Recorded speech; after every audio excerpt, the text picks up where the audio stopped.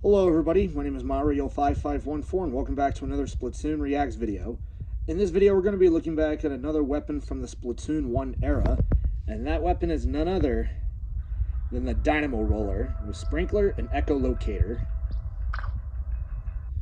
Using the blueprints as a starting point, Sheldon rigged up a motor to the roller base, cumbersome to use, but delivers a powerful burst of when swung. Yeah. When Dynamo Roller was being used in Splatoon 1, this weapon was so broken. And with the use of damage up, it made it even more broken. Yeah, this thing was considered a top tier in Splatoon 1. And you're going to see in a minute why.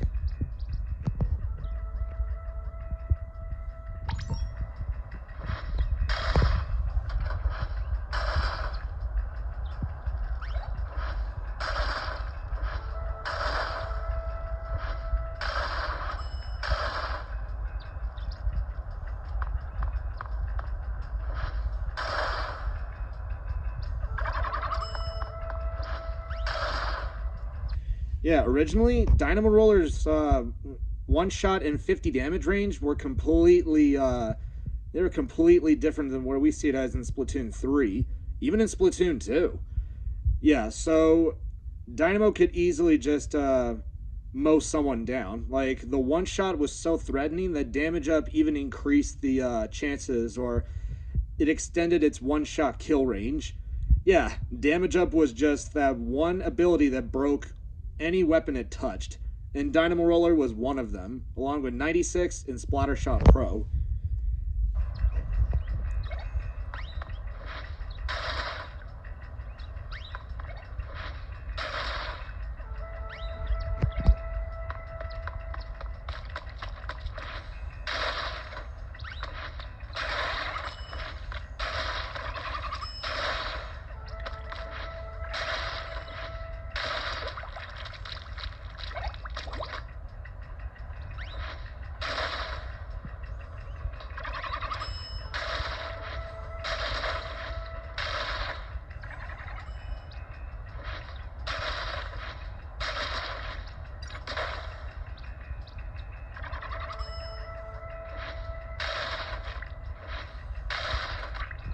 Not to mention it had decently sized range.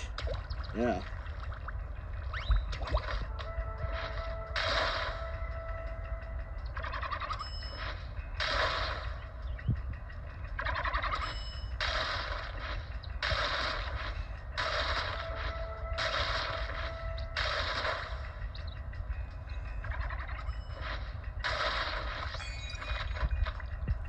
Wow.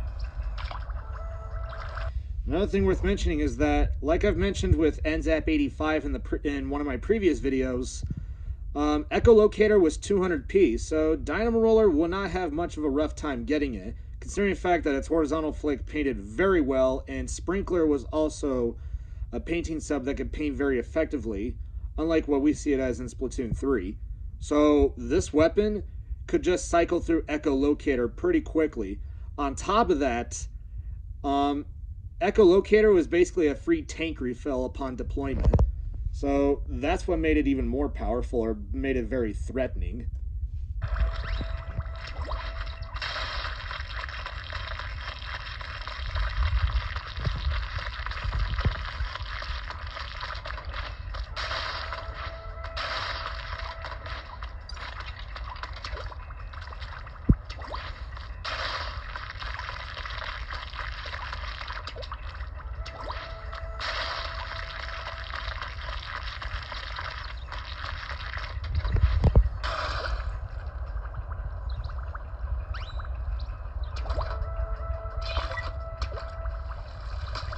Yeah, originally, Sprinkler used up to 80% of your ink tank, unlike what we see it in Splatoon 3, which only uses 60% of your ink tank. So a 20% difference in this game and in Splatoon 3.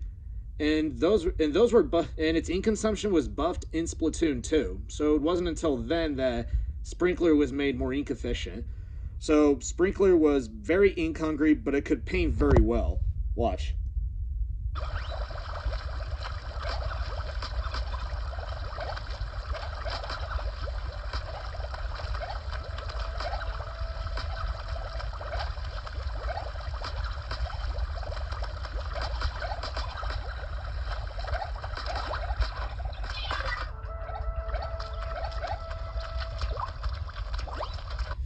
And another thing is that, yeah, Sprinkler was basically a very good painting sub, but it wasn't unlike what we see it as in Splatoon 3, where it would also have 3 separate phases. And Sprinkler could deal up to 30 damage, unlike in the later games in Splatoon 2 and Splatoon 3, where it only deals 20 damage. Yeah, so it unexpectedly got a damage nerf for no reason at all. Yeah.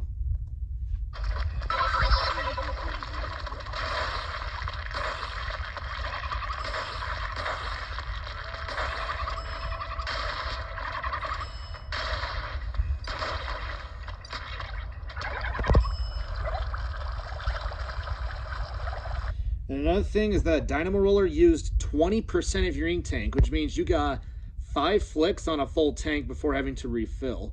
So that was very effective for Dynamo, considering the fact that this was a trade-off.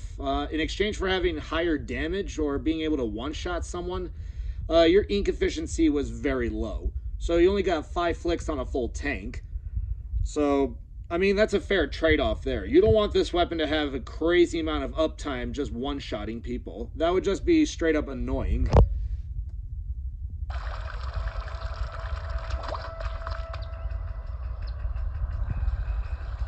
And, you know, comparing this and looking at Dynamo Roller in Splatoon 1 and what we see it as in Splatoon 2 and in Splatoon 3, I still kind of like Dynamo Roller's original design.